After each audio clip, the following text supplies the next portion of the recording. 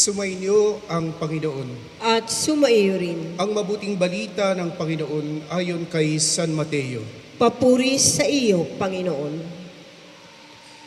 Nung panahong iyon, may mga pariseyong lumapit kay Jesus at tinangkang siluin siya sa pamamagitan ng tanong na ito.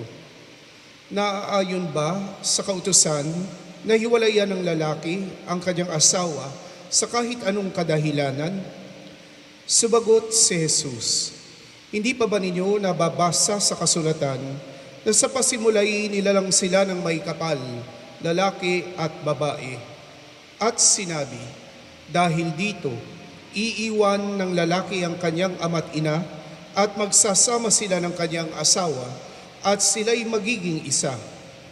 Kaya't hindi na sila dalawa, kundi isa. Ang pinagsama ng Diyos ay huwag paghiwalayin ng tao. Mga kapatid, ang mabuting balita ng Panginoon. Pinupuri ka namin, Panginoong Hesukristo. Maupo ang lahat at makinig sa homilya. Kapayapaan at lahat ng kabutihan sa inyong lahat, mga kapatid. Magandang hapon po sa inyong lahat. At maligayang bati kay Julius at Mary Rose sa araw ng kanilang kasal. No? Actually, parang anniversary nyo ngayon, di ba? 13 taon nang nagsasama bilang mag-asawa. No? At sana patuloy pa rin magsama bilang mag-asawa at humugot ng lakas sa ating Panginoong Hesukristo na siyang huwaran kung paano talagang umibig at magmahal. Marahil sa 13 taon na inyong pagsasama, meron kayong natuklisan sa isa't isa na minsan hindi maganda. Pero patuloy pa rin kayong nagkaisa at nagsama bilang mag-asawa. At ito'y dahil sa biyaya ng Panginoong Hesukristo. Biyaya ng Kanyang pag-ibig sa ating lahat. Kung tutuusin, ang sakramento ng kasal ay humuhugot sa imahen ni Kristo bilang ang lalaking ikakasal at ang simbahan bilang kanyang nobya. Ang ating Panginoon bilang lalaking ikakasal, ibinibigay ang lahat-lahat ng kanyang sarili sa simbahan.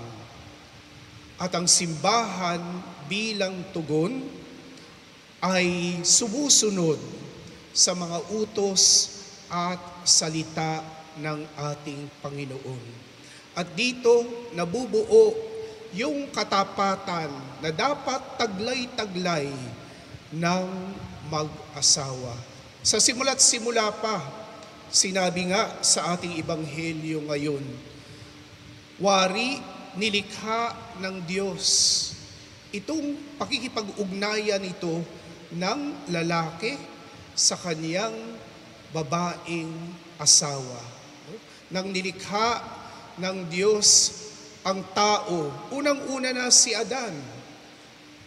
Naghanap si Adan ng kanyang katuwang sa kanyang buhay. Sa mga nilikha ng Panginoon. Ngunit hindi siya nakakita ng katuwang doon sa mga ibang nilikha ng Panginoon. Nakita niya lang yung katuwang na yun na siyang magiging kasakasama niya sa buhay kay Eva. Si Eva, saan galing? Sa tadyang ni Adan. Bakit sa tadyang? Hindi sa ulo. Pag sa ulo, siguro, Julius, na ihanda mo siguro ang sarili mo. Palaging mananalo ito sa bawat argumento ninyo. Palaging mananalo si Mary Rose. Lalamang ang kanyan palagi. Hindi naman, pero suko ka pa rin, sa lahat. At hindi rin sa paa, kundi di tinapak-tapakan ka na sana ni Julius Mary Rose. Kinuha ng Diyos si Eva sa tadyang ni Adan. Ibig sabihin, kapantay, katuwang, kasama sa buhay. Mary Rose, ito bang si Julius, pinagluluto ka niya? Minsan, prito, magaling. Magaling maglaba. May washing machine naman. Pantay lahat. Pantay. Kasama sa buhay. Pero alam naman natin, no? Mayroong mga pagkakataon na wari hindi pantay. Mayroong mga pagkakataon, lamang yata ako sa pagbibigay sa kanya kaysa siya sa akin. Di ba minsan binibilang mo yung ibinibigay sa iyo ni Julius sa katapusan ng buwan? Siya na may hawak lahat. No? Hindi ba kulang? No? Minsan, di ba? Ganun yung nangyayari. Pero dahil humugot kayo sa kung paanong magmahal si Kristo, sa lahat sa atin, nanatili kayong umiibig sa isa't isa. At yun ang panalangin namin sa pagpapatuloy nyo sa inyong paglalakbay bilang mag-asawa.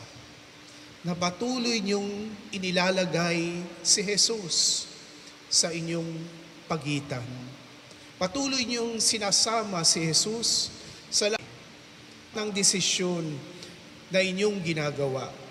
Pag nagkagayon, palagi niyong pipiliin na mahalin at ibigin ang bawat isa. Ang ating Panginoon, pinili niya palagi na ibigin tayo. Hari nawa, piliin niyo na ilagay palagi si Kristo sa inyong pagitan nang sa gayon, lagi kayong maging tapat sa pagmamahalan ninyo sa isa't isa. Merong isang kwento tungkol doon sa galleon, yung ship, yung barko na naglalayag, no, mula Acapulco, Mexico hanggang Pilipinas. Nag-establish ng trade relations doon sa dalawang bansang iyon, Pilipinas at Mexico. No? Nakita nila yung dinadaanan ng barkong iyon. Doon sa dinadaanan ng barko, nakakita sila ng sunken galleon ship. At kaya pinasya ng mga historians at archaeologists na maggawa ng isang exploration para makita yung mga kayamanan na treasures na nandun sa sunken galleon ship. Nang sila'y nag-dive, hindi sila nabigo. Napakarami nilang nakita na tumutukoy sa ating kasaysayan. Pero isa ang nakaantig o nakatawag sa kanilang pansin. At ito'y isang singsing. At wari, ito'y wedding ring. Dahil doon sa ibabaw ng singsing, mayroong puso at mayroong dalawang kamay na nag-aalay ng pusong iyon. Pero nung tiningnan nila yung loob ng singsing, pag wedding ring, ano dapat ang nakalagay doon? Yung mga pangalan, Julius. Yung singsing mo mamaya, in-inspection mo ba? Dapat ang nakalagay na pangalan, si Mary Rose. Baka naman iba, ano? Si Mary Rose, dapat yung singsing niya, ang pangalan mo ang nandoon. Pero doon sa singsing na yun, merong hindi pangalan ang nakalagay, kundi Spanish quotation. Marunong ba kayo mag-Espanyol? Hindi. Yan, mabobola ko kayo. No, nakalagay doon yung Spanish quotation na nagsasabi, no tengo nada más que darte. Anong ibig sabihin nun?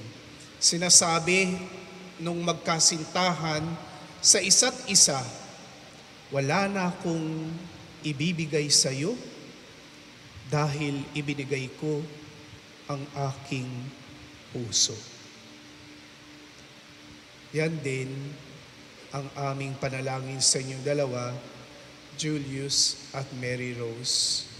Sa bawat araw ng inyong buhay, sa katapusan ng bawat araw, masasabi nyo ng buong katapatan, sa araw na ito, wala na akong maibibigay sa iyo dahil ibinigay ko ng lahat.